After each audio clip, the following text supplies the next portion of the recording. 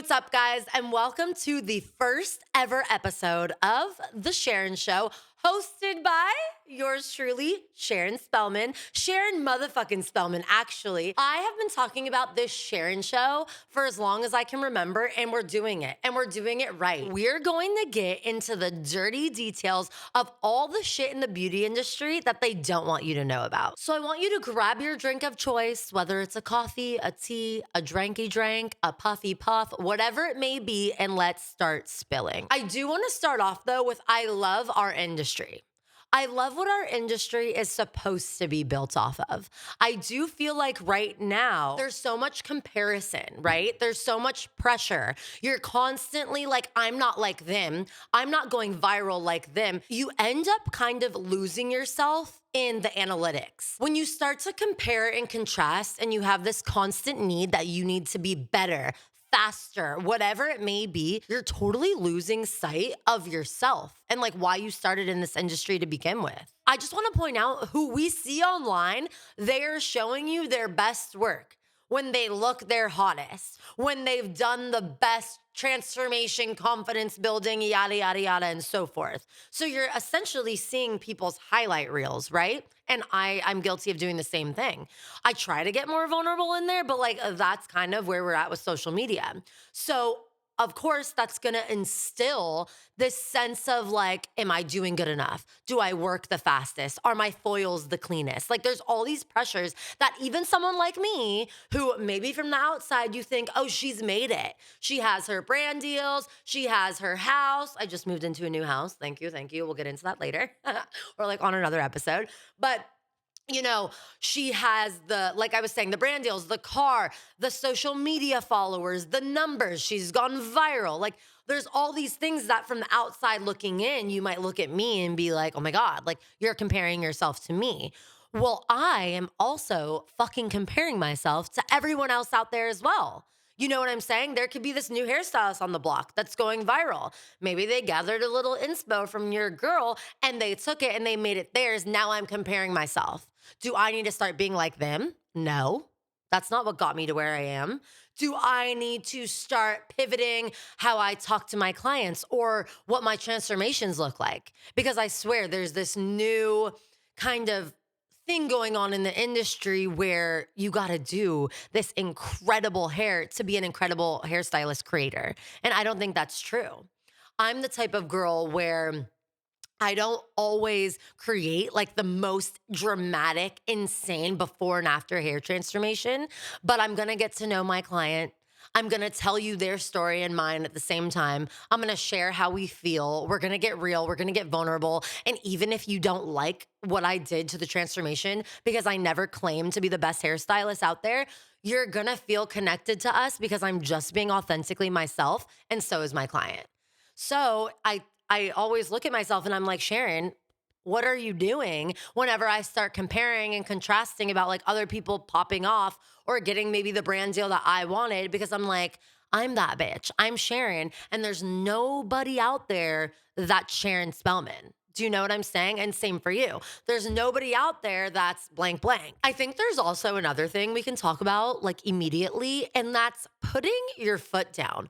I can't tell you the amount of times that I've had to fire clients and like, I don't want to. It's not like fun to be like, hey, you're done. Like, no, that's like not what I want to do. But like, if you're not treating me and my business with respect, then like, what do you expect, right? I feel like people sometimes come in the hair salon so entitled and they're just like, you're going to do this because I'm paying you to do this. But it's like, if you come in and you're treating me like shit, you're treating my staff like shit, the person at the front desk, like the people who work in the environment, if you're not treating people well, I don't want you. I don't want your money. This is a luxury. This isn't a favor I'm doing. People need to remember that like we also have the right to refuse service any motherfucking day of the week. Obviously, I'm sure you guys know my infamous situation with Robin. Okay, you're welcome. You're welcome. I knew you guys needed to hear that. That was such an iconic moment. And I know that's weird, like hearing me say that about my own moment, but kid you not, Everybody fires clients now. And if you're not, you should. But I really do feel like that video made such a statement on like, we don't have to keep these caring clients. Ever, never, ever, never, ever, never. Whoever is treating you like shit in your business, goodbye. Kick their motherfucking asses to the curb. Excuse my language. I am a cussy girly. But yeah, I feel like that started like a hair revolution of like, we have the right to say no. Because I really don't feel like hairstylists were saying no like at all before that video. I'm just gonna leave that there. Let's get into the next topic really quick because it just came to my mind how I get asked all the time, Sharon, like, how do you know what to post? How do you know when to post it? Do you follow trends? How do you start the trends? If you're like a trend chaser and all you post on your pages are like trends that you're reusing essentially, I don't love that for you. I feel like it's so great to add trends into your content. I actually don't really do that much. I'm like really like authentic girly. Like people want to follow me for me, my energy, my attitude, my sass. I think the way I do hair, but I think it's really about like who I am as a person. And I think there's longevity in that. If you're constantly like trend chasing, you're only doing what like what's the word? Like the curve. There's like a curve, right? And you're just like following the curve.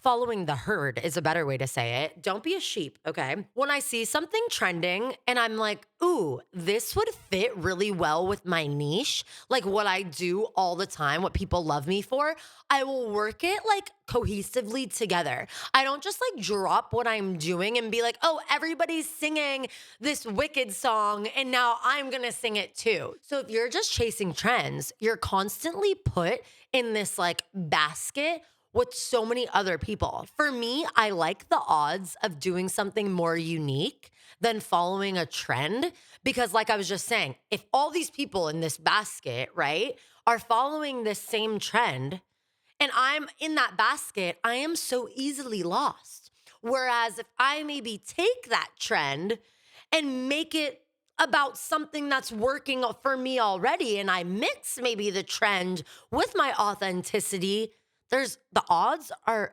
more in my favor, is what I'm trying to say. I see so much longevity, like I was saying, in being who you are, creating the type of content that you're passionate about. Because when people feel passion, like I know when I'm like filming in the salon and I'm so passionate about like a hair transformation, you could feel that through the phone and it's easy to edit.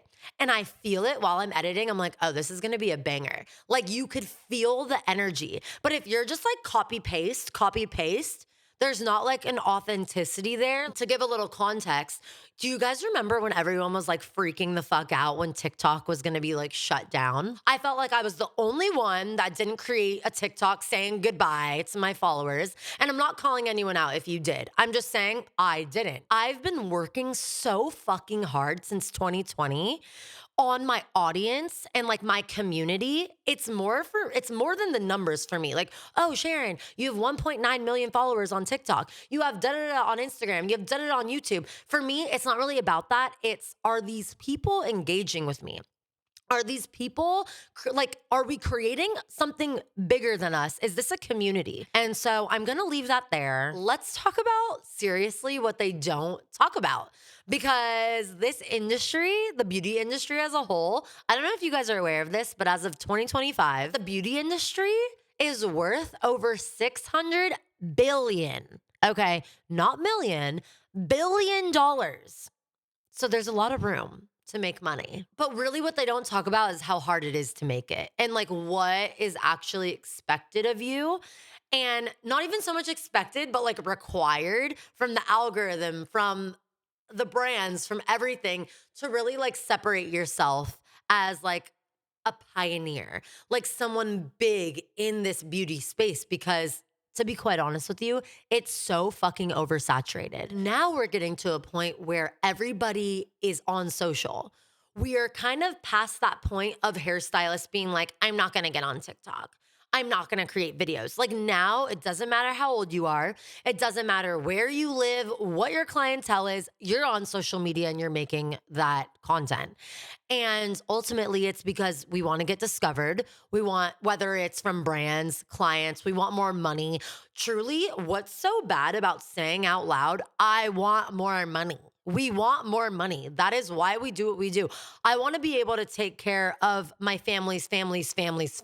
So I think there's like this taboo thing that nobody talks about in the industry of like, we're doing what we're doing to be the best us we can be to make the most money we can make. I think a way that I've had like my piece of the pie is by working my ass off, because like I said, like nobody talks about truly how hard it is. I was, an 8 a.m. to 10 p.m. stylist 5 days a week, had my whole clientele, and I really realized that like this is hard labor. Anyone that says it's not, or you're just a hairstylist, like I literally want to sue you. I just want to sue you and take all your money. No, I want to like beat your ass.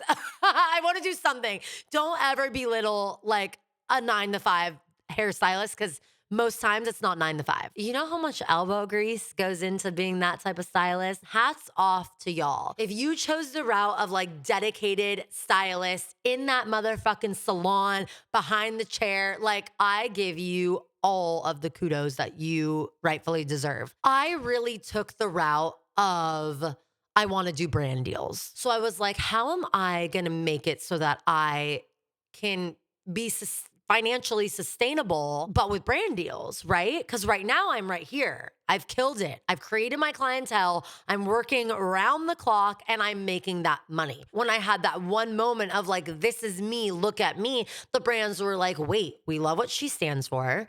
We love who she is. She's showing us who she is, but we also love her work, because I was posting my work. Then I was like, wow, this is my opportunity. And that's when Matrix came in and they believed in me and we signed a deal. I told myself in that moment, I was like, when I am making the same amount of money that I'm making now with brand deals, I'm not gonna take clients anymore.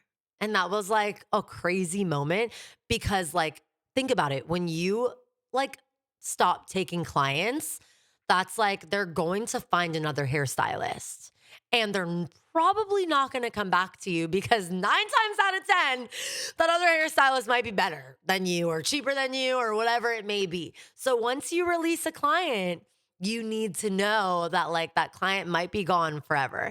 So it was really fucking scary. Like I was taking a full ass risk. I basically traded this like physical gnarliness for a mental gnarliness. Like the amount of brain capacity that being like a hairstylist, influencer, creator does is so insane. Like I am thinking about content 24/7. I am conceptualizing. I am thinking about how I'm going to roll it out. I'm getting my client/models. I'm talking to my brands. We are thinking about next steps. We're moving like 6 months ahead of time. Like right now, what month are we in? We're in like very, very end of November. It might be December when this comes out, but I'm already planning September, right? There's like so many little nuances that I never, ever in a million years would have imagined it took to be where I am. And also like the price of shit. To really separate yourself and be different and look different, you need the best lighting. Lighting is everything, right? If you're on your For You page or your Reels tab and you're scrolling, 9 times out of 10, if you're not well lit, they're not gonna watch your video. So I'm like, oh my God, I need the best lighting. I need the best gear. I need the best lens. I need the best mic. I need the best, I need the best everything. And I know that might sound crazy and they're like, Sharon, like you can do it without all this. But it's like, can I? If I'm building this platform and I want to be respected for what I do and I want to be looked at differently and separately, unfortunately, like I have to put in what those people at that level are putting in.